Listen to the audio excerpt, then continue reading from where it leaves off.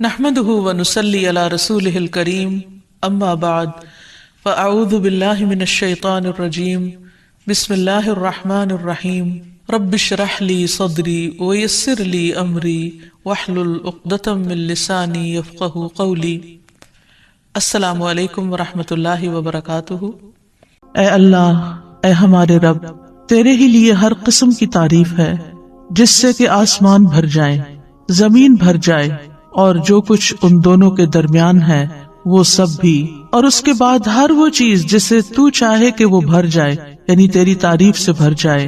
اے وہ ذات جو تعریف اور بزرگی کے لائق ہے، جو تو عطا فرمائے اسے کوئی روکنے والا نہیں، اور جو تو روک دے اسے کوئی دینے والا نہیں، اور کسی صاحب حیثیت کو اس کی حیثیت تیرے ہاں کوئی فائدہ نہیں دے سکتی۔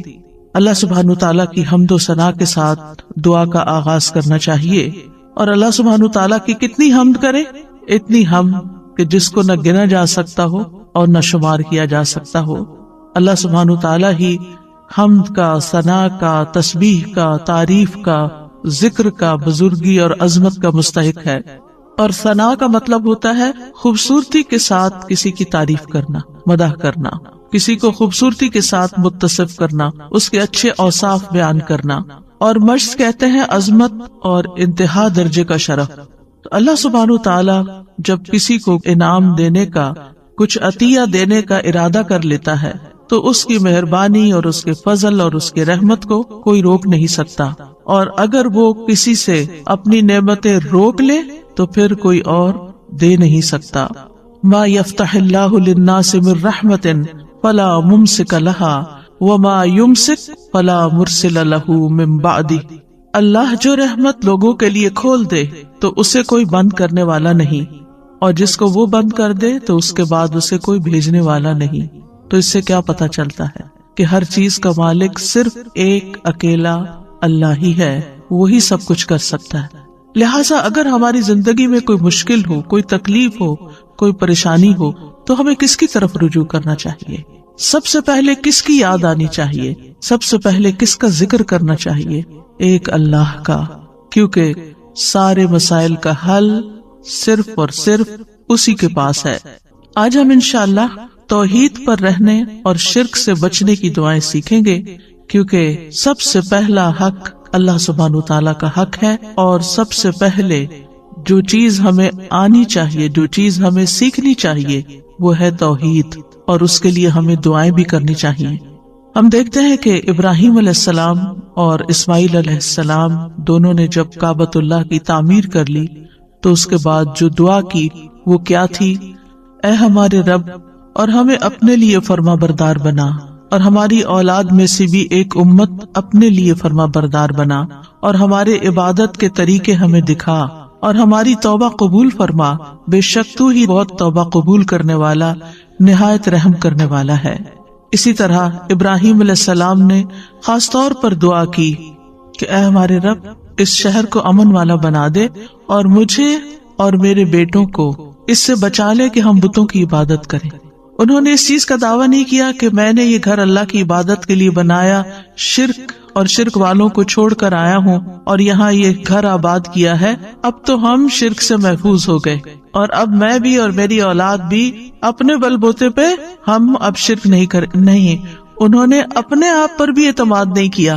انہوں نے یہ نہیں کہا چونکہ میں تو شرک سے بچنے کے لیے آگ میں بھی کود پڑا تو مجھ پہ شرک کہاں اثر کر سکتا ہے۔ نہیں، جب تک اللہ سبحانہ تعالیٰ نہیں بچاتا تو کوئی بھی نہیں بچ سکتا۔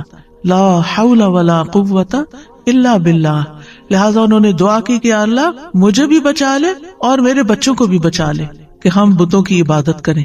یونس علیہ السلام جب مچھلی کے پیٹ میں گئے تو اس وقت انہوں نے کیا دعا کی؟ لا الہ الا انت سبحانک انی کنت من الظالمین۔ اللہ سبحانہ تعالیٰ کی توحید کا ذکر سب سے پہلے کیا، کیونکہ لا الہ الا اللہ سب سے افضل کلمہ ہے۔ لا الہ الا اللہ نجات کی کنجی ہے، جنت کی کنجی ہے۔ جس طرح نماز کی کنجی طہارت ہے، حج کی مفتاح یا حج کی کنجی جو ہے وہ احرام ہے، تو اسی طرح جنت میں جانے کے لیے لا الہ الا اللہ چاہیے۔ یہ سب سے افضل کلام ہے، اور اس لا الہ الا اللہ کا سیکھنا ہر ایک پر واجب ہے۔ یونس علیہ السلام نے کہا لا الہ الا انت سبحانک انی کنت من الظالمین، کہ تیرے سوا کوئی الہ نہیں، تو پاک ہے، بے شک میں ہی ظالموں میں سے ہوں۔ اور پھر وہ کلمہ جو تمام انبیاء نے حج کے موقع پر عرفہ میں پڑھا، وہ سب سے بہترین کلمہ جس کو قرار دیا گیا وہ ہے لا الہ الا اللہ وحدہ لا شریک لہ لہ الملک ولہ الحمد وہو علی کل شیء قدیر، کہ اللہ کے سوا کوئی معبود نہیں، وہ اکیلا ہے، ساری بادشاہت اسی کی ہے اور ساری تعریف بھی اسی کی ہے، اور وہ ہر چیز پر قادر ہے۔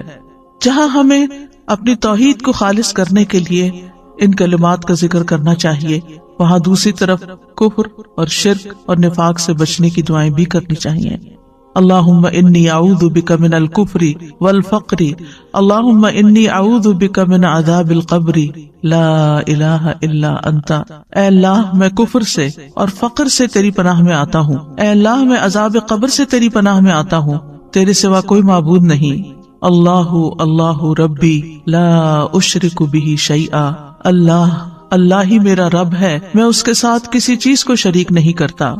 اور پھر اللہم انی اعوذ بک ان اشرک بک وانا اعلم واستغفرک لما لا اعلم، اے اللہ میں تیری پناہ میں آتا ہوں اس بات سے کہ میں جان بوجھ کر تیرے ساتھ کسی کو شریک کروں، اور جو میں نہیں جانتا ہوں اس کے لیے تجھ سے مغفرت طلب کرتا ہوں۔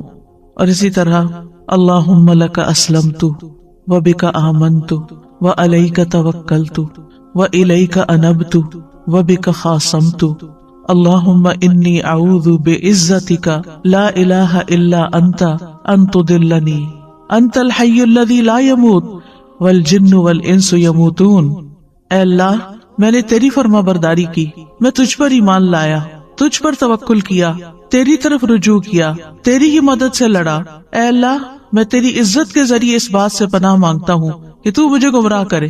یعنی اللہ سبحانہ تعالیٰ کی توحید کا اقرار کرتے کرتے دعا کیا مانگی کہ تو مجھے گمراہ نہ کرنا، کیونکہ ہدایت تو صرف اللہ کے ہاتھ میں ہے، تیرے سوا کوئی معبود نہیں، تو زندہ ہے جس کو کبھی موت نہیں آئے گی، اور جن و انس سب کے سب مر جائیں گے۔ تو یہاں پر آپ دیکھیے کہ ایک طرف ہمیں توحید خالص حاصل کرنے کی دعائیں کرنی ہے اور اس کا اقرار کرنا ہے اور اظہار کرنا ہے۔ اگر آپ کو یاد ہو جو دعا کے میں نے ابتدائی لیکچرز دیے تھے تو اس میں نے دعا کی 3 قسمیں بتائی تھی، اور اس میں سب سے پہلی قسم دعا کی کیا تھی؟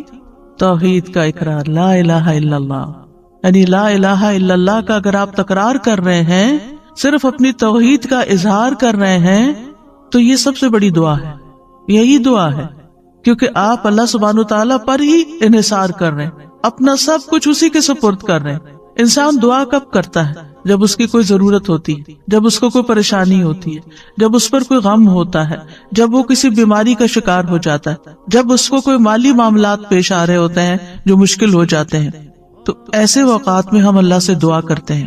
کیوں کرتے ہیں؟ کہ اللہ تعالیٰ اس مشکل کو دور کر سکتا ہے۔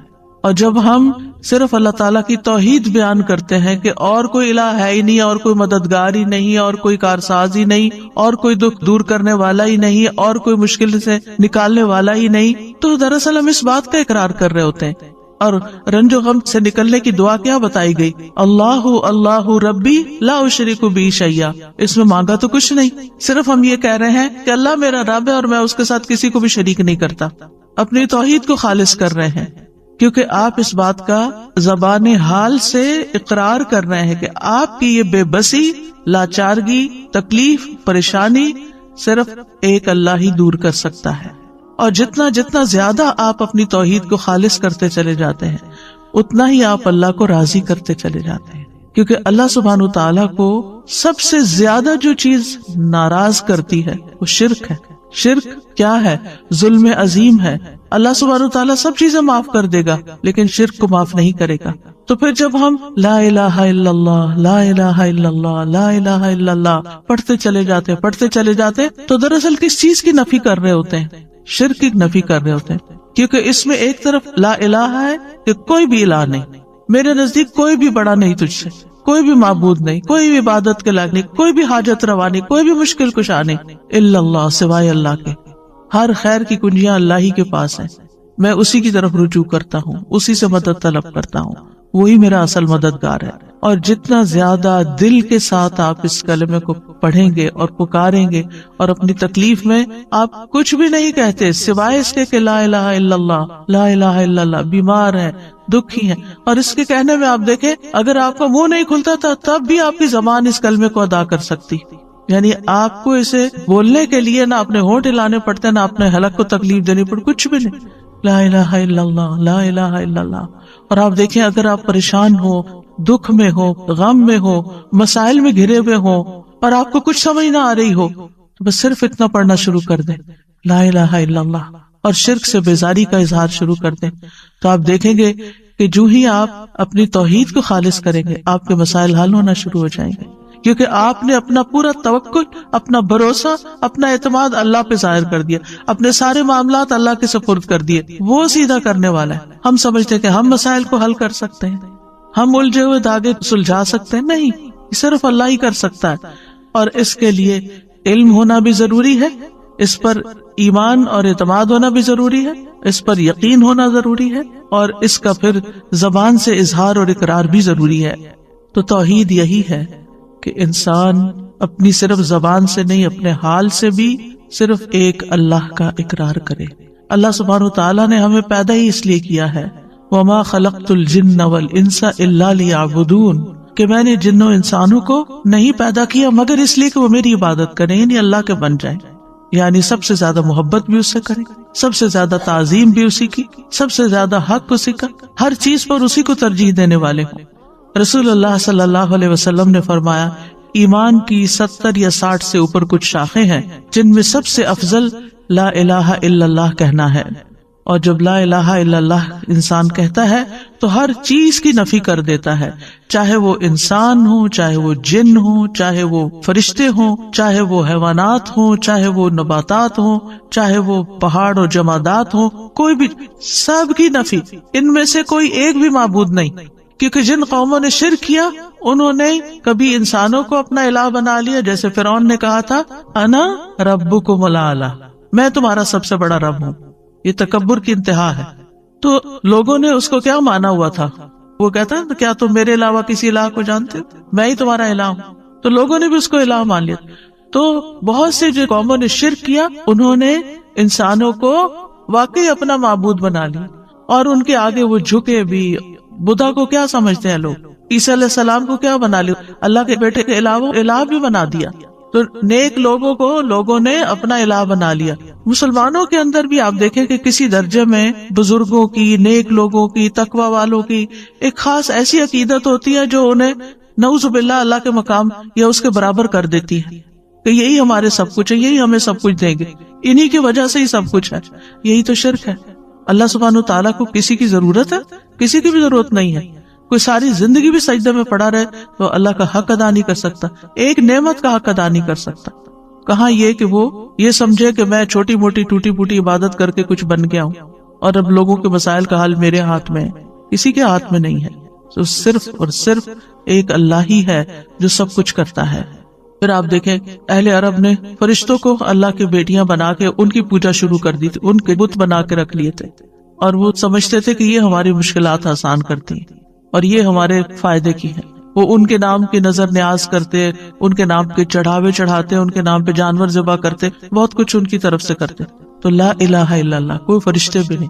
پھر لوگوں نے جنوں کو بھی الہ بنا لیا. سورۃ الجن میں اس کا ذکر ملتا ہے کہ وہ ان سے ڈرتے تھے، ان سے خوف کھاتے تھے، اور جب سفر کرتے اور رات کو کہیں پڑاؤ کرنا ہوتا، کسی وادی میں ٹھہرتے تو کہتے ہم اس وادی کے جن کی پناہ طلب کرتے ہیں کہ وہ ہمیں ہر طرح کے شر سے بچائے، یعنی یہاں جو کیڑے مکوڑے ہیں یا اور کوئی دشمن ہے ان سب کے شر سے ہمیں یہ جنوں کا سردار بچا لے. نعوذ باللہ، یہ بھی بہت بڑا شرک ہے. پھر اسی طرح کچھ لوگوں نے پتھروں کے بت بنا لیے، ان کو پوجتے، کچھ نے درختوں کو بت بنا لیا. اور اب تو آپ دیکھیے کہ کروڑوں کی تعداد میں ہے. جس چیز سے انسان ڈرے، آگ سے ڈرے، پانی سے ڈرے، ان سب چیزوں کو اپنا الہ بنا لیا. اسلام ایک واحد ایسا دین ہے کہ جس میں سب سے زیادہ جس چیز کی امپورٹنس ہے اور جس کے بغیر کوئی مسلمان ہی نہیں ہوتا، وہ ہے یہ کلمہ لا الہ الا اللہ، کہ ہم ہر ایک کی نفی کرتے ہیں، سب کو نگیٹ کرتے ہیں، اور صرف اللہ سبحانہ تعالیٰ کو ہی اپنا الہ اور معبود سمجھتے ہیں. اور پھر توحید کا جو لفظ ہے یہ وحد یوحد سے ہے، جس کا معنی ہوتا ہے کسی چیز کو ایک بنانا. اسی سے اللہ تعالیٰ کی صفات ہیں الواحد الاحد. اور پھر اللہ تعالیٰ کو ایک ماننا اس کی ذات میں، اس کی صفات میں، یعنی اس کی ذات میں بھی کوئی شریک نہیں اور اس کی صفات میں بھی کوئی شریک نہیں. اس کی الوہیت میں یعنی اس کے الہ ہونے میں، اس کی ربوبیت میں رب ہونے میں، اس کے تمام اسماء و صفات میں وہ یکتا ہے. لیس کمثلہ شیء، کوئی چیز اس جیسی نہیں. وہو السمیع البصیر. امام ابن قیم توحید کی تعریف یوں بیان کرتے ہیں، توحید صرف بندے کے اس اقرار کو نہیں کہتے کہ اللہ کے سوا کوئی خالق نہیں، اور یہ کہ اللہ ہر چیز کا رب اور اس کا بادشاہ ہے، جیسا کہ بتوں کی پرستش کرنے والے اس کا اقرار کرتے ہیں لیکن پھر بھی وہ مشرک ہے. یعنی اللہ کو ایک ماننا اس معنی میں کہ وہی خالق ہے، وہی مالک اور رب ہے، بادشاہ ہے، لیکن ساتھ یہ دیویاں بھی ہیں، تو یہ بھی شرک ہو جاتا ہے. یعنی کچھ لوگ اللہ تعالیٰ کی کچھ صفات میں اس کو ایک مانتے ہیں اور باقی میں دوسروں کو بھی شریک کر دیتے ہیں. وہ کہتے ہیں، اور بڑی خوبصورت تعریف ہے یہ توحید کی اور ہمیں سمجھنی چاہیے اچھی طرح، کہ توحید اللہ کی محبت، اس کے سامنے جھک جانے، اس کے دروازے پر عاجزی اور انکساری کرنے، اس کی اطاعت میں کمال فرما برداری کرنے، اس کی عبادت میں کمال اخلاص اختیار کرنے، اور اپنے تمام اقوال اور افعال میں اس کے بلند چہرے اور رضا کا ارادہ کرنے پر مشتمل ہے. اسی کے لیے روک لینے، اسی کے لیے عطا کرنے، اسی کے لیے محبت کرنے اور اسی کے لیے نفرت کرنے پر مشتمل ہے. یہ ہے توحید. یعنی توحید میں صرف اتنا کافی نہیں کہ ہم کہیں کہ ہم پتھروں کے بتوں کو یا انسان اور جنات اور ان کو نہیں مانتے، بلکہ اس کے ساتھ ساتھ یعنی محبت بھی سب سے بڑھ کر اللہ سے، والذین آمنوا اشد حبا للہ. سجدہ بھی صرف اسی کے لیے، کسی اور کے لیے نہیں، کسی اور کے آگے نہیں جھکنا. عاجزی اور انکساری کی انتہا صرف اسی کے لیے، اطاعت میں کمال فرما برداری اسی کی، عبادت میں اخلاص اسی کے لیے. اور پھر ہم جو باتیں کریں، اقوال افعال، ہمارے جو بھی کام ہیں، صرف اللہ کو راضی اور خوش کرنے کے لیے کریں. اس کا مقصد یہ نہ ہو کہ لوگ ہم سے خوش ہو جائیں، لوگ ہم سے راضی ہو جائیں تاکہ وہ ہمیں کچھ فائدے پہنچا سکے. یعنی لوگوں کی خوشامد کرنا، لوگوں کی تعریف اس لیے کرنا تاکہ ان سے ہمیں کچھ بینیفٹس مل جائیں. نہیں، جب کسی کو یہ پتا چلتا ہے کہ کوئی اس کی تعریف کسی مقصد کے لیے کر رہا ہے تو کیسا لگتا ہے. یعنی آپ اپنے آپ کو رکھ کے دیکھیں، اگر آپ کو یہ پتا چلے کہ سامنے والا کسی مقصد مطلب کے لیے میری تعریف کر رہا ہے تو آپ کو وہ تعریف کیسے لگے گی؟ گھن آئے گی، بہت بری لگے گی، بیزار ہوں گے آپ اس سے. اس لیے ہمارے دین نے ہمیں اس سے بھی روکا ہے کہ لوگوں کی تعریف یا لوگوں کے ساتھ خیر خواہی یا اچھا اخلاق، ایون جو اسمائل کرنا ہے، یہ سب چیزیں بھی اللہ کے لیے کرو. اس لیے نہیں کرو کہ آپ کو ان سے کوئی فائدہ مل جائے. یعنی وہ بہت سے طریقے بتائے ہوئے ہوتے ہیں کہ آپ یہ اور یہ کام کریں تو پھر آپ کو لوگوں کی محبت حاصل ہو جائے گی. محبت تو اللہ ڈالتا ہے دلوں میں. آپ 100 چیزیں کر لیں، نہیں محبت کسی کی لے سکتے. آپ محبت خرید نہیں سکتے. آپ جتنی چاہے کسی کی خدمت کر لیں، جتنی چاہیں کسی کی چاکری کر لیں، لیکن آپ اس کی محبت نہیں لے سکتے جب تک کہ اللہ آپ کے لیے اس کے دل میں محبت نہ ڈالے. ان الذین آمنوا وعملوا الصالحات سیجعل لهم الرحمن ودا. جو اللہ کی طرف رجوع کر لیتے ہیں نا، اللہ کے بن جاتے ہیں، ایمان لے آتے ہیں، نیک عمل کرنے لگتے ہیں، ضرور رحمان لوگوں کے دلوں میں ان کی محبت پیدا کر دے گا. آپ اللہ کے بن جائیں، مخلوق آپ سے محبت خود ہی کرنے لگے گی. بندوں سے محبت کسی مطلب مقصد کے لیے نہ کریں. آپ دیکھیں کہ بعض بچے والدین کی کوئی رسپیکٹ نہیں کرتے، لیکن انہیں جب والدین سے کچھ چاہیے ہوتا تو پھر وہ ان کی کچھ تعریف وغیرہ کر دیتے ہیں. مطلبی محبت، خود غرضی کی محبت، دنیاوی فائدے حاصل کرنے کی محبت نہیں. ہمیں اگر کسی سے محبت بھی کرنا ہے تو صرف اللہ کے لیے، اللہ کو راضی کرنے کے لیے، اللہ سے اجر پانے کے لیے، کیونکہ اس کا بھی اجر ہے.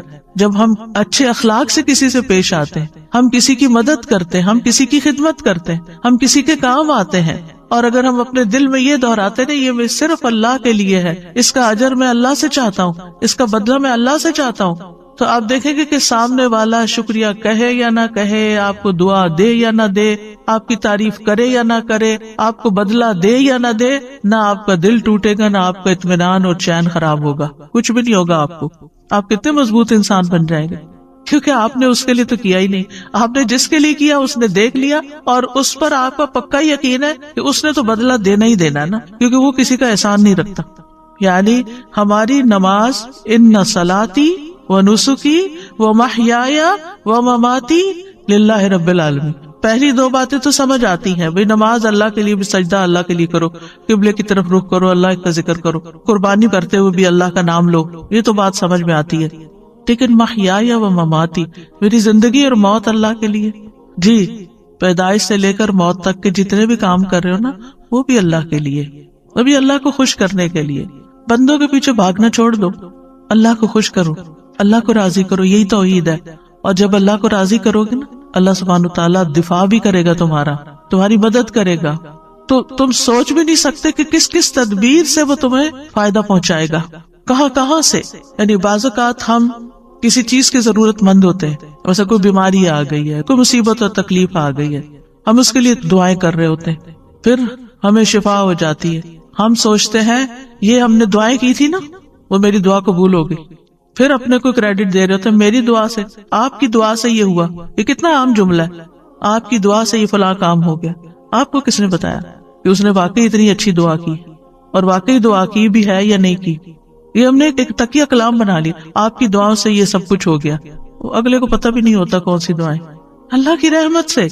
اور یہ ہو سکتا ہے کہ آپ کی دعا، میری دعا، اس کی دعا، اس کی دعا، اس سے ہی کچھ ہوا ہو، کیونکہ ہمارے پاس کوئی گارنٹی نہیں، ہمارے پاس کوئی یقینی علم نہیں ہے، ہمیں کہاں سے پتا چلا. بات یہ ہے کہ آپ دعا کی بات کریں، آپ کو نہیں معلوم، ہو سکتا ہے آپ نے کسی ایسے وقت میں کسی شدید بھوکے کو کھانا کھلایا ہو اور آپ کھلا کے بھول چکے ہوں، اور اللہ نے آپ کی وہ نیکی لکھ لی، اور اس وقت جب آپ شدید تکلیف میں تھے تو اس نیکی کا بدلہ آج آپ کو یوں ملا کہ آپ صحت مند ہو گئے. اللہ تعالیٰ جس طریقے سے مدد کرتا ہے بندوں کی، وہ آپ اپنی طرف سے خانوں میں مت بانٹے، اللہ نے یہ کر دیا، اللہ تعالیٰ یہ کر. اللہ کے بارے میں وہ باتیں کیوں کہتے ہو جن کا تمہیں علم ہی نہیں؟ یعنی یہ شرک سے بھی بڑی برائی ہے. وَأَن تَقُولُوا عَلَى اللَّهِ مَا لَا تَعْلَمُونَ، کہ تم اللہ کے بارے میں وہ باتیں کرو جن کا تمہیں علم ہی نہیں، تم جانتے بھی نہیں، اپنے پاس سے اللہ کے ذمے لگا رہے ہو چیز. اللہ تعالیٰ سے اس نے ظن رکھنا چاہیے، لیکن ہماری ساری زندگی میں توحید ہونی چاہیے. یعنی ہم چاہے نماز پڑھیں، چاہے روزہ رکھیں، اللہ تعالیٰ اسی لیے تو اس کی جزا خود دے گا کہ روزہ اللہ کے لیے ہوتا ہے. یعنی صرف اللہ ہی جانتا ہے کہ ہم نے روزہ رکھا یا نہیں، تو وہی اس کی جزا دے گا. اسی طرح وَأَتِمُّ الْحَجَّ وَالْعُمْرَةَ لِلَّهِ، حج اور عمرہ بھی صرف اللہ کے لیے کرو، اور باقی محیایا و مماتی میں سب کچھ کور ہو جاتا ہے. بندوں کی خدمت، بندوں کے ساتھ حسن سلوک، ان کے برے رویے کے باوجود ان کے ساتھ احسان کا معاملہ کرنا، یہ آپ ایسے تھوڑی کر سکتے. کتنے ہی لوگ ہیں جو کسی کو معاف نہیں کر سکتے. اللہ اکبر، ایسے سنگ دل ہوتے ہیں. ٹھیک ہے، لوگوں کی بڑی بڑی زیادتیاں ہوتی ہیں، لیکن اسوہ حسنہ کیا کہتا ہے؟ نبی صلی اللہ علیہ وسلم کی سنت کیا کہتی؟ اگر وہ لوگوں کو معاف نہ کرتے تو کیا ایسے دین پھیلتا؟ انہوں نے معاف کیا، کس کے لیے؟ اللہ کے. صبر کیا، کس کے لیے؟ وَلِرَبِّكَ فَاصْبِرْ. جب ہم کہتے ہیں نا صبر نہیں ہوتا، نہیں، اگر آپ اللہ کی خاطر کریں گے تو وہ صبر بھی ہو جائے گا، اللہ کی خاطر کریں گے تو شکر بھی ہو جائے گا، اللہ کی خاطر کریں گے ہر بڑے سے بڑا، مشکل سے مشکل کام اللہ کے لیے آپ کر سکتے ہیں، کیونکہ آپ کہتے ہیں میں اللہ کے لیے کر رہا ہوں. ہم بندوں کے سامنے سٹبن ہو جاتے ہیں، ضدی ہو جاتے ہیں، ان کے ساتھ مقابلے پہ اتر آتے ہیں کیونکہ انہوں نے ہمارے ساتھ یہ کیا تو ہم ان کو ایسے مزہ چکھائیں گے، یہ ساری چیزیں. لیکن اللہ سبحانہ تعالیٰ کے ساتھ ہمارا معاملہ عاجزی اور انکساری کا، ہم اللہ کی خاطر ٹوٹ سکتے ہیں. اللہ کی خاطر اگر ہماری کوئی عزت نہیں کرتا تو ہم اس کو برداشت کر سکتے ہیں، کیونکہ عزت تو ساری ساری اللہ کے لیے ہے. تو عزو من تشاء و تذل من تشاء، تو جسے چاہتا ہے عزت دیتا ہے، تو جسے چاہتا ہے ذلت دیتا ہے. بیدک الخیر انک علی کل شیء قدیر. تو اس لیے چھوٹے سے چھوٹا کام، کسی سے سلام کرنا، ہاتھ ملانا، اسمائل کرنا، گلے لگانا، کسی کی کو مدد کرنا، خدمت کرنا، کسی کے کام آنا، کسی کو کوئی مشورہ دینا، کسی کا غم بانٹ لینا، کسی وحشت زدہ دل کو انس فراہم کرنا، کسی کے سوال کا جواب دے دینا، کسی کو کوئی مشورہ دے کے اس کی مدد کر دینا، کسی کی کو مالی مدد کر دینا، کسی کو کھلا دینا، پلا دینا، کچھ بھی ہو صرف اللہ کے لیے. محیایا و مماتی، شروع سے لے کے آخر صرف اللہ کے لیے. انما نطعمکم لوجہ اللہ لا نرید منکم جزاء ولا شکورا. ہمیں آپ سے بدلہ بھی نہیں چاہیے اس کے عوض، اور شکریہ بھی نہیں چاہیے. بات ہی ختم ہو گئی، اتنے جھنجٹ ختم ہو گئے، کیونکہ ہم اسی ششو پنج میں پڑے رہتے ہیں، فلاں نے ہمارے ساتھ یہ احسان کیا تو اب ہمیں کیا کر. لوگ احسان کو بھی ایک بوجھ لے کے بیٹھ جاتے ہیں، اور زندگی میں لوگوں کو ہی پلیز کرتے کرتے زندگی بیت جاتی. اگر ہر شخص کے اندر یہ توحید آ جائے، یہ اخلاص آ جائے کہ جو کرنا ہے اللہ کے لیے کرنا ہے، اور اس کا صلہ اور اس کا بدلہ اور اس کا اجر اللہ سے توقع رکھنی ہے، تو آپ جب اللہ کے لیے سب کچھ کریں گے تو آپ کے نیک اعمال میں تیزی آ جائے گی، کیونکہ آپ بہت سارے بوجھ سے نکل جائیں گے. اللہ تعالیٰ سے کنیکشن ہو جائے گا، آپ کو پرواہ نہیں رہے گی لوگوں کی کہ لوگ آپ سے خوش ہیں یا ناراض ہیں. آپ نہیں ناراض کریں گے ان کو، لیکن اگر آپ کے احسان کے باوجود وہ ماننے کو ہی نہیں تیار، معاملہ اللہ پہ چھوڑ دینا. اچھا، بعض اوقات یہ ہوتا ہے ہم سمجھتے ہیں اس کا معاملہ میرے ساتھ ہے، یہ میری وجہ سے ایسے ہو رہا ہے، میری کوئی غلطی ہے تو اس کا موڈ آف ہے، یا یہ میری وجہ سے یہ سب خرابی کر رہا ہے. آپ کو نہیں پتا اللہ نے اس کو کسی اور طرح سزا دی ہوئی ہے کہ وہ اپنے ٹارچر سے نہیں نکل پاتا، کہ کسی کو معاف نہیں کر سکتا، یا نارمل انسان کی طرح زندگی نہیں بسر کر سکتا. وہ پتہ نہیں اپنے کس گناہ میں پکڑا ہوا ہے، اور آپ سارا کچھ اپنے اوپر لیے رہ رہے ہیں. آپ کیوں اپنے اوپر لے رہے ہیں سارا بوجھ؟ آپ اللہ کی طرف رجوع کریں، اللہ کی طرف منہ پھیر لیں، اس کی طرف توجہ کر لیں، اور لوگوں کو سمجھانے کے بعد ان کے حال پر چھوڑ دیں. وہ جانے اور ان کا رب جانے وہ کیا کرتے ہیں اور کیا نہیں. آپ رسپانسیبل نہیں. اگر آپ نے کسی کا دل نہیں دکھایا، آپ نے کسی کے ساتھ ظلم اور زیادتی نہیں کی، آپ نے اپنے فرائض پورے کر دیے، آپ نے اپنی ذمہ داریاں نبھا دی، پھر اس کے بعد کوئی اس کو ایکنالج کرتا ہے یا نہیں، ایکسپٹ کرتا ہے یا نہیں، اس کی پرواہ نہیں ہونی چاہیے. اس سے اوپر اٹھ جانا چاہیے. جتنا اس سے باہر نکلیں گے نا، اتنی توحید خالص ہوگی. توحید جو ہے یہ غموں سے نجات دلانے والی ہے، مشکلات سے بچانے والی ہے. تو توحید کا مطلب یہ نہیں کہ اللہ کو صرف خالق و مالک سمجھ کر بس چھوڑ دیا جائے، وہ خالق ہے وہ مالک نہیں. زندگی کے ہر لمحے میں اللہ کے ساتھ تعلق، ہر چیز اللہ کے لیے، ساری فرما برداری اسی کی، ہر قول ہر فعل اس کی رضا کی خاطر، اسی کے لیے روک لینا، کیونکہ بعض اوقات روکنا بھی پڑتا ہے کسی چیز کی، اور اسی کے لیے دینا کسی کو، اسی کے لیے محبت اور اسی کے لیے نفرت. توحید کے جو کچھ اور نام رکھے گئے ہیں نا، کتابوں میں ملتے ہیں، اس لیے ان کی تھوڑی سی وضاحت کر دیتی ہوں کہ ذرا مشکل ٹرمز ہوتی ہیں تو مطلب کیا ہے ان کا. ایک ہوتی ہے توحید الوہیت. الوہیت کا لفظ الہ سے نکلا ہے. اس کا مطلب یہ ہوتا ہے کہ اللہ کی ایسی عبادت کی جائے جس میں محبت اور تعظیم ہو. ولہ کا مطلب ہوتا ہے یعنی کسی سے محبت کرنا نا، تو محبت اور تعظیم کے ساتھ عبادت کی جائے. اس کا نام توحید عبودیت بھی رکھا گیا ہے کہ وہ انسان ان چیزوں کو ادا کر کے اللہ کی عبادت کرتا ہے جس کا اللہ نے حکم دیا ہے، اور ان چیزوں سے بچنے کے ساتھ اللہ کی عبادت کرتا ہے جن سے اللہ نے منع کیا ہے. اسی طرح توحید طلب، توحید ارادہ بھی اس کا نام رکھا گیا ہے. توحید قصد، قصد کا مطلب ہوتا ہے ارادہ، کیونکہ بندہ صرف اللہ سبحانہ تعالیٰ کے چہرے کو ہی چاہتا ہے، اسی کا قصد کرتا ہے، دین کو اللہ کے لیے خالص کرتے ہوئے اس کی عبادت کرتا ہے. تو ایک ہے توحید الوہیت، دوسری ہے توحید ربوبیت. یہ ماننا کہ اللہ ہی خالق مالک مدبر ہے، رازق ہے، زندہ کرنے والا ہے، موت دینے والا ہے، یہ سارے معنی اس میں آ جاتے ہیں. اور تیسری ہے توحید اسماء و صفات، کہ جس میں اللہ تعالیٰ کے نام اور اللہ تعالیٰ کی صفات میں کسی اور کو اس کا شریک نہ کرنا. یاد رکھیے تمام انبیاء کی بنیادی دعوت توحید ہی رہی ہے.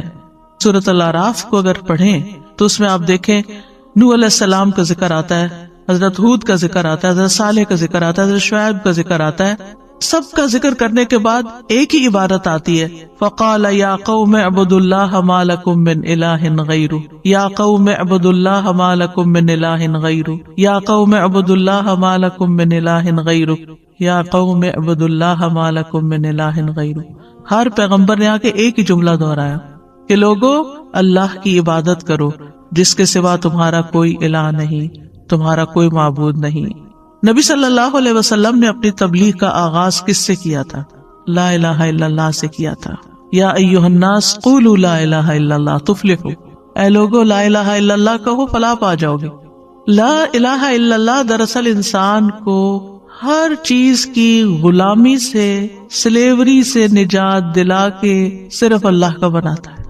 یعنی جب آپ بندوں سے خوف کھاتے رہتے ہیں نا تو آپ بندوں کے غلام ہوتے ہیں. جب آپ کسی بندے سے اتنی محبت کرتے ہیں جیسے اللہ سے کرنی چاہیے تو آپ اس کے غلام بن جاتے ہیں. اس کی خوشی میں آپ کی خوشی ہے، اس کی ناراضگی میں آپ کی ناراضگی ہے. یہ غلامی نہیں تو اور کیا ہے. تو توحید جو ہے یہ انسان کو غلامی سے نجات دیتی ہے، لوگوں کے بوجھ اور لوگوں کی جو آپ کے اوپر دباؤ ہے اس سے نجات دیتی ہے آپ کو. کیونکہ کوئی آپ کو ڈراتا ہے کہ اگر آپ نے یہ کیا تو آپ کو گھر سے نکال دیں گے، کوئی آپ کو ڈراتا ہے اگر آپ نے یہ کیا تو جاب سے نکال دیں گے، کوئی ڈراتا ہے کہ اگر آپ نے یہ کیا تو آپ کا سودا یہ پڑا کہ پڑا رہ جائے گا، ہم خریدیں گے ہی نہیں. مختلف طرح کی دھمکیاں. جب انسان یہ سمجھتا ہے میرا رازق تو اللہ ہے. ہم نے دیکھا ہوگا کہ بعض خواتین ایسی ہوتی ہیں کہ جو ایک ٹاکسک ریلیشن شپ میں ہوتی، صبح شام کا ٹارچر ہوتا ہے ان کی زندگی میں. ایک تو نارمل ریلیشن شپ ہوتا ہے نا، ایک دن اچھا گزرا، دوسرے دن تھوڑا کام خراب ہو گیا، ایک دن خوش ہے ایک دن ناخوش. یہ دن اور رات تو ہر ازدواجی زندگی میں آتے ہیں. یہ ہو ہی نہیں سکتا کہ آپ ہر روز خوش ہی ہو، اور یہ بھی نہیں ہوتا کہ ہر وقت پریشانی ہو. لیکن کچھ ریلیشن شپ ایسے ہو جاتے ہیں کہ جن میں خوشی نام کی کوئی چیز ہی نہیں ہوتی. اچھا، اس ریلیشن شپ سے چھٹکارا کیوں نہیں حاصل کرتے؟ کہ پھر کہاں جائیں گے؟ آپ سورۃ الطلاق پڑھ کے دیکھیے اللہ تعالیٰ کیا حال بتاتے ہیں. سَيَجْعَلُ اللَّهُ بَعْدَ عُسْرٍ يُسْرًا، اللہ تنگی کے بعد آسانی میں پیدا کر دے گا.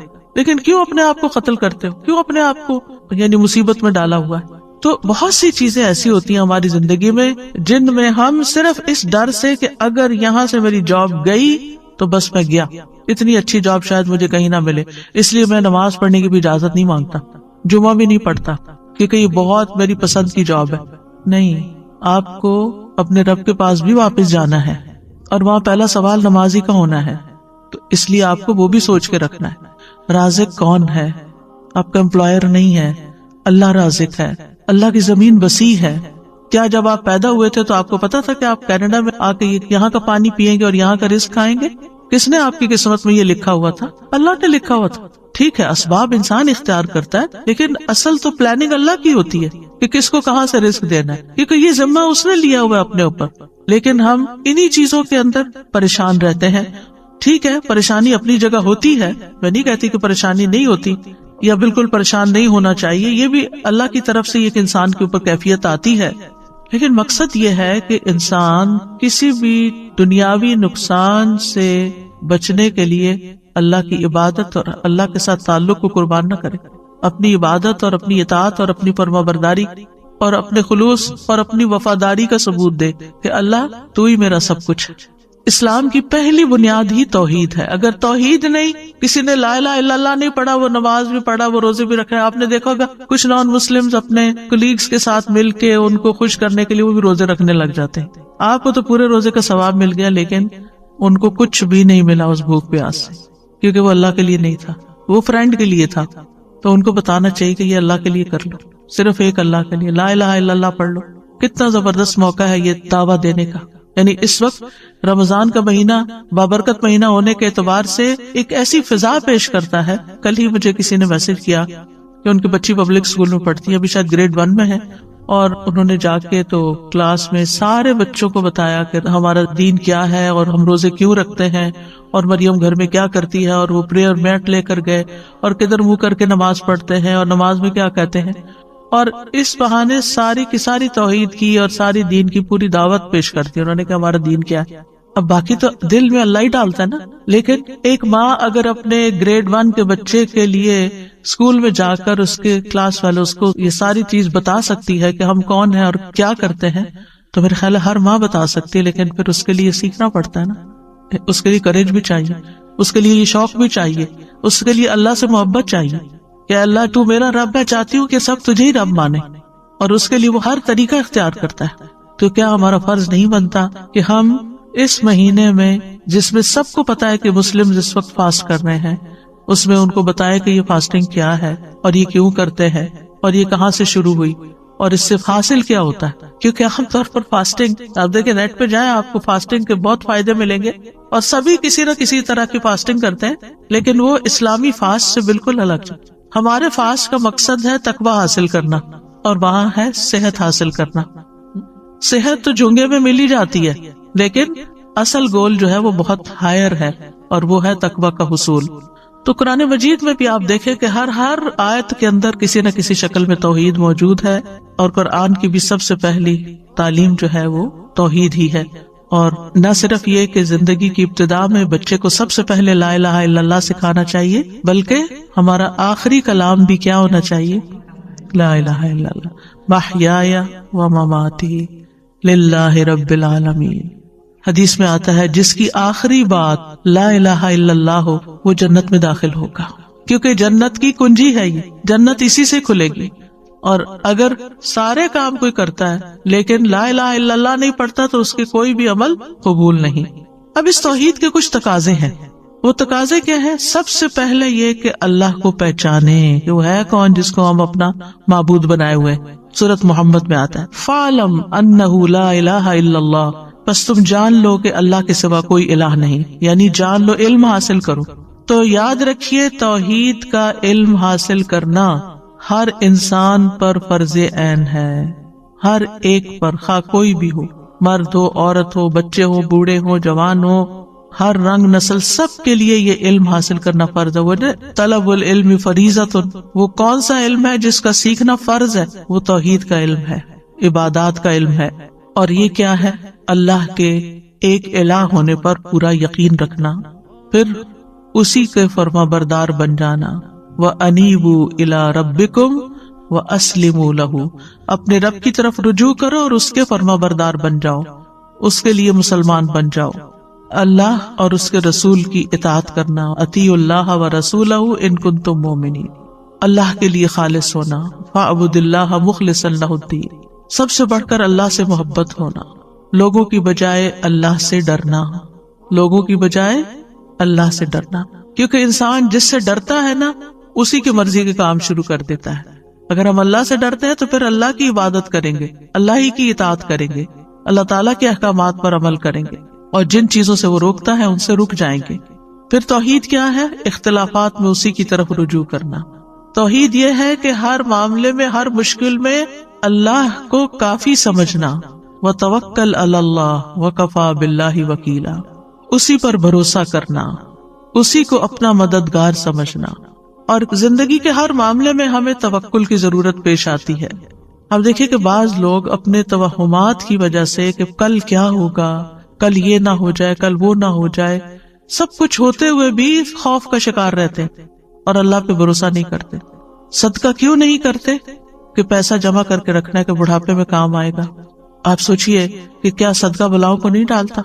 ٹھیک ہے، آپ اپنے لیے سیونگ بھی کریں، لیکن اس کے ساتھ ساتھ صرف اپنے ہاتھ میں سیونگ نہیں کریں، کچھ سیونگ اللہ کے پاس بھی کر لیں کہ جہاں سے مسائل نے حل ہونا ہے۔ آج آپ دوسروں کے لیے کریں، کل اللہ تعالیٰ آپ کے لیے اسباب پیدا کر دے گا، اور اگر اللہ نے اسباب نہ پیدا کیے تو آپ کے پیسے تجوریوں میں رہ جائیں گے، آپ کے کام پھر بھی نہیں آنے والے، وہ اور لے جائیں گے۔ کتنے ہی بوڑھے لوگ ایسے ہیں کہ جن کے پیسے بینکس میں رہ گئے، وہ دنیا سے چلے گئے اور ان کے گھر بھی چلے گئے، کوئی چیز کام نہ آئی، کوئی والی وارث نہ تھا پیچھے۔ تو اصل عقل مند انسان وہ ہے کہ جو اللہ پر بھروسہ کرتے ہوئے اللہ کی عبادت بھی کرتا ہے، اور جن چیزوں سے اللہ تعالیٰ خوش ہوتا ہے وہ کام بھی خوشی سے کرتا چلا جاتا ہے۔ اللہ سے راضی رہنا یہ بھی توحید کا حصہ ہے۔ ایک روایت میں آتا ہے، ابو سعید کہتے ہیں رسول اللہ صلی اللہ علیہ وسلم نے فرمایا، اے ابو سعید، جو اللہ کے رب ہونے پر، اسلام کے دین ہونے پر اور محمد صلی اللہ علیہ وسلم کے نبی ہونے پر راضی ہو گیا، اس کے لیے جنت واجب ہو گئی۔ پھر توحید میں سے یہ ہے کہ ساری نعمتوں کا شکر اللہ کے لیے، وَاشْكُرُوا نِعْمَتَ اللَّهِ إِن كُنتُمْ إِيَّاهُ تَعْبُدُونَ، ہر نعمت پر شکر گزار ہونا، پھر اس کے فیصلوں کو تسلیم کر لینا۔ قُلْ لَن يُصِيبَنَا إِلَّا مَا كَتَبَ اللَّهُ لَنَا، آپ ان سے کہیے ہمیں اگر کوئی مصیبت آئے گی تو وہی آئے گی جو اللہ نے ہمارے مقدر کی ہے، یعنی تقدیر پر اطمینان ہونا، اللہ کی تقدیر سے راضی ہونا، یہ بھی توحید کا سبق ہے۔ اس کے برعکس کیا ہے؟ شرک۔ شرک کا کیا مطلب ہے؟ اللہ کے ساتھ ایک یا ایک سے زیادہ کوئی ہمسر، برابر کا ند یا شریک بنانا، جیسے عبادات میں، قربانی میں، مدد طلب کرنے میں، شفاعت میں، یا دعا کی قبولیت میں، یا ربوبیت میں اللہ کے ساتھ کسی کو شریک کرنا، یعنی اللہ کے سوا کسی اور کی عبادت کرنا یا اس کو اپنا حاجت روا، مشکل کشا سمجھنا۔ ہماری توحید اس بات کا تقاضا کرتی ہے کہ ہم اس بات پر ایمان رکھیں کہ اللہ ایک ہے اور اس کا کوئی بھی شریک نہیں ہے، نہ اس کی کوئی اولاد ہے، نہ اس کی بادشاہت میں کوئی شریک ہے۔ سورۃ بنی اسرائیل میں آتا ہے وَقُلِ الْحَمْدُ لِلَّهِ الَّذِي لَمْ يَتَّخِذْ وَلَدًا وَلَمْ يَكُنْ لَهُ شَرِيكٌ فِي الْمُلْكِ وَلَمْ يَكُنْ لَهُ وَلِيٌّ مِّنَ الذُّلِّ وَكَبِّرْهُ تَكْبِيرًا۔ اور کہہ دیجئے سب تعریف اللہ کے لیے ہے جس نے نہ کوئی اولاد بنائی، نہ بادشاہی میں اس کا کوئی شریک ہے، اور نہ عاجز ہو جانے کی وجہ سے اس کا کوئی مددگار ہے، اور اس کی بڑائی بیان کرو، خوب بڑائی بیان کرنا۔ ہم بندوں کی بڑائیاں بیان کرتے ہوئے نہیں تھکتے، کبھی زندگی میں اللہ کی بھی ایسی بڑائی بیان کی؟ اپنے آپ سے ہمیں پوچھنا چاہیے۔ تو توحید کیا ہے؟ صرف اللہ کی بڑائی بیان کرنا۔ اور شرک کی اقسام میں ایک فعلی شرک ہوتا ہے، جیسے نجومیوں کے پاس جانا، تعویذ لٹکانا، منکے لٹکانا، جسم کی حفاظت یا گھر وغیرہ کو حسد اور نظر سے بچانے کے لیے کچھ لٹکانا۔ آپ نے دیکھو کہ کچھ لوگ اپنے گلے میں یا ہاتھ میں ایک آئی بنی ہوتی ہے، بلو آئی اس کو کہتے ہیں، شاید بلو آئی، وہ پہن کے رکھتے۔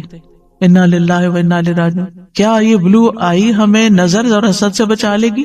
ہرگز نہیں۔ یہ عقیدہ رکھنا شرک ہے۔ کئی لوگ گھر میں بھی شاید لٹکاتے ہیں، مجھے علم نہیں، کچھ یاد ایسے پڑتا ہے کہ گھر میں لٹکاتے ہیں، اور اس کے علاوہ بھی کچھ چیزیں لٹکاتے ہیں کہ جس سے یہ سمجھتے ہیں کہ اس کے لٹکنے سے نظر نہیں لگے گی، حسد نہیں ہوگا۔ کچھ لوگ کالی چیز شاید لٹکاتے ہیں، یہاں تو میں نے نہیں دیکھا، لیکن پاکستان میں گاڑیوں کے پیچھے کسی نے میری توجہ دلائی کہ آپ نے یہ گاڑی کے پیچھے لٹکتے دیکھا۔ میں نے کہا لوگوں نے ڈیکوریشن وغیرہ کوئی کی ہوئی ہے اپنی، جیسے عورتیں پیچھے پردہ لٹکاتی ہیں، تو ہو سکتا ہے کہ یہ بھی کوئی فیشن ہو، رواج ہو، مجھے تو پتہ ہی نہیں تھا۔ تو انہوں نے بتایا کہ نہیں، یہ اس لیے لٹکاتے ہیں کہ نظر نہ لگے۔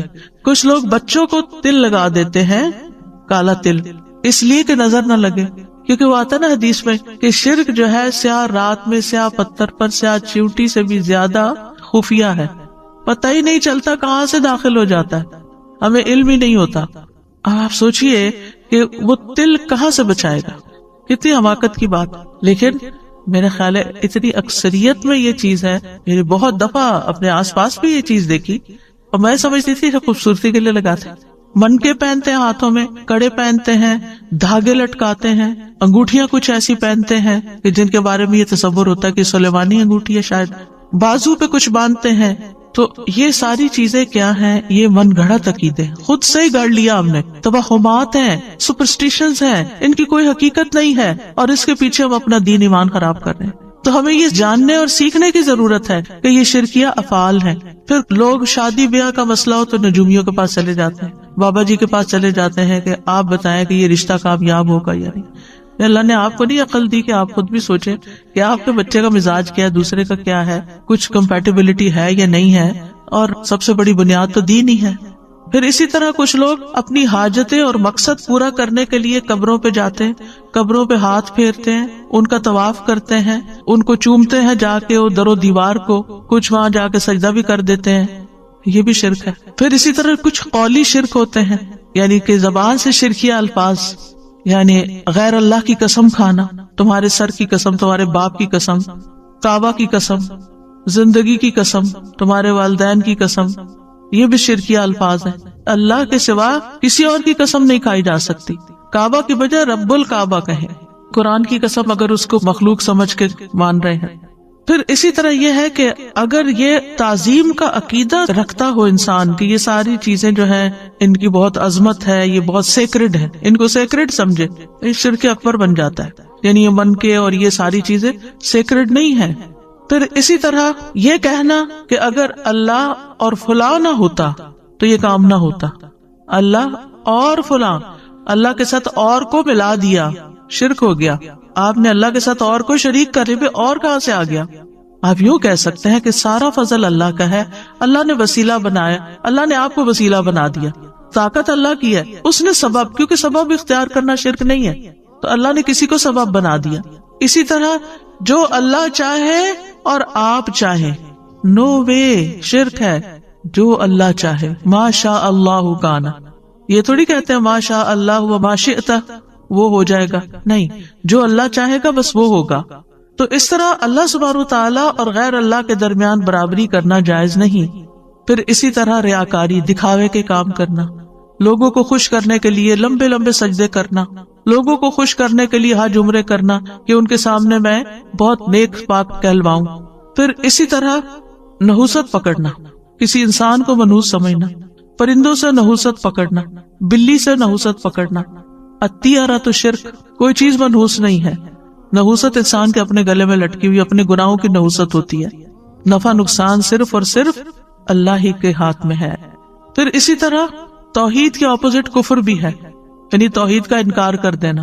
چاہے آپ اللہ کا انکار کر دیں یا اللہ سبحانہ تعالیٰ نے جن چیزوں پر ایمان لانے کو کہا ہے، کیونکہ کفر عدم ایمان کو کہتے ہیں. ایمان کا نہ ہونا کفر ہے.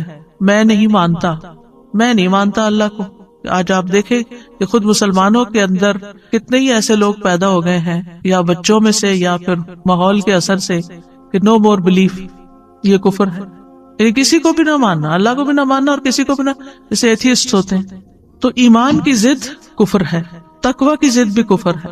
وسیق الذین کفروا الی جہنم زمرا وسیق الذین اتقوا الی الجنۃ زمرا.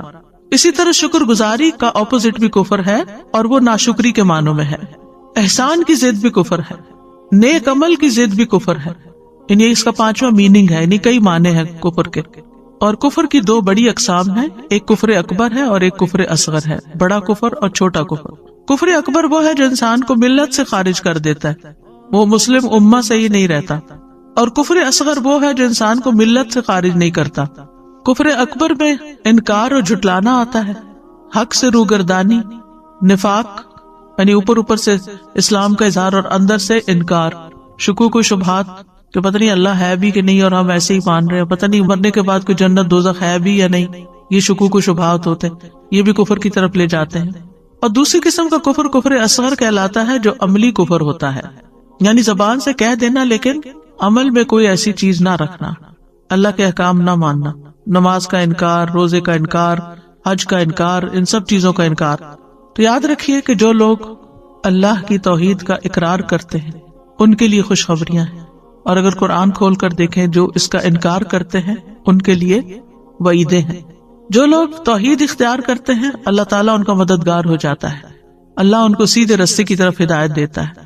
وَإِنَّ اللَّهَ لَهَادِ الَّذِينَ آمَنُوا إِلَىٰ صِرَاطٍ مُسْتَقِيمٍ. انہیں روشنی مل جاتی ہے.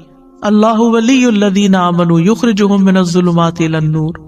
حیات طیبہ ملتی ہے، پاکیزہ زندگی. من عمل صالحا من ذکر او انثی وہو مؤمن فلنحیینہ حیاتا طیبہ. جو شخص بھی نیک عمل کرے گا، خواہ مرد ہو یا عورت، بشرطے کہ مومن ہو، تو ہم اسے پاکیزہ زندگی بسر کرائیں گے. دنیا اور آخرت میں سامان زندگی ملنے کی بشارت ہے. دنیا اور آخرت میں ثابت قدمی نصیب ہوتی ہے. یثبت اللہ الذین آمنوا بالقول الثابت فی الحیات الدنیا وفی الآخرہ. دنیا اور آخرت میں مکمل امن ملتا ہے. الذین آمنوا ولم یلبسوا ایمانہم بظلم اولئک لہم الامن وہم مہتدون. جو لوگ ایمان لائے اور انہوں نے اپنے ایمان کو بڑے ظلم کے ساتھ نہیں ملایا، یعنی شرک کے ساتھ، یہی لوگ ہیں جن کے لیے امن ہے اور یہی ہدایت پانے والے ہیں. امام ابن قیم کہتے ہیں جس قدر بندے کے دل میں توحید مضبوط ہوتی ہے اتنا ہی اس کا ایمان قوی ہوتا ہے اور اس کا اللہ پر اطمینان، توکل اور یقین بڑھ جاتا ہے. قل هو اللہ احد اگرچہ حروف کم ہیں لیکن یہ ثلث قرآن کے برابر ہے، 1/3 آف قرآن کے برابر ہے، کیونکہ اس میں اللہ کی توحید کا بیان ہے. تو اس سے یہ پتہ چلتا ہے کہ توحید والی آیات باقی آیات سے افضل ہے. اعمال کی قبولیت کا دار و مدار بھی توحید پر ہے، اور ایسے لوگوں کے لیے اللہ کی مدد اور نصرت کا وعدہ ہے. دل اور روح کی پاکیزگی بھی توحید سے ہے. توحید ہی کی بنا پر، لا الہ الا اللہ کی بنا پر نبی صلی اللہ علیہ وسلم کی شفاعت ملے گی، گناہوں کی بخشش ہوگی. کبیرہ گناہوں کے باوجود بخشش ہو جائے گی. کبیرہ گناہ کیا ہے؟ جیسے چوری ہے، زنا ہے، لیکن اگر کوئی لا الہ الا اللہ پڑھتا ہے انشاءاللہ اگر توبہ کر لی تو معاف ہو جائے گا، اور اگر توبہ نہیں کی اور مر گیا اور سزا ملی تو نبی صلی اللہ علیہ وسلم کی شفاعت اس کے لیے ہوگی. اسی طرح اگر کسی نے شراب نوشی کر لی یا کوئی اور ایسا کام، لیکن توحید پر ہے، انسان لا الہ الا اللہ پڑھتا ہے تو آگ سے نکل آئے گا، اور جنت میں داخلہ تو ہے ہی توحید پر مبنی. پھر شرک کرنے والوں کے لیے وعیدیں ہیں. شرک ظلم عظیم ہے، سب سے بڑا گناہ ہے، اللہ کے نزدیک سب سے زیادہ ناپسندیدہ عمل ہے، ناقابل معافی گناہ ہے. شرک کرنے والوں کے سارے نیک اعمال ضائع ہو جائیں گے. مسند احمد میں آتا ہے جب اللہ عز و جل اولین و آخرین کو اس دن جمع فرمائے گا جس میں کوئی شک و شبہ نہیں، تو ایک منادی آواز لگائے گا، کیا جو شخص کسی عمل میں جو اس نے اللہ تبارک و تعالیٰ کے لیے کیا کسی کو بھی شریک ٹھہراتا ہے اسے چاہیے کہ اس کا ثواب بھی اللہ سبحانہ وتعالیٰ کے علاوہ کسی اور سے طلب کرے جس کے لیے وہ کیا تھا۔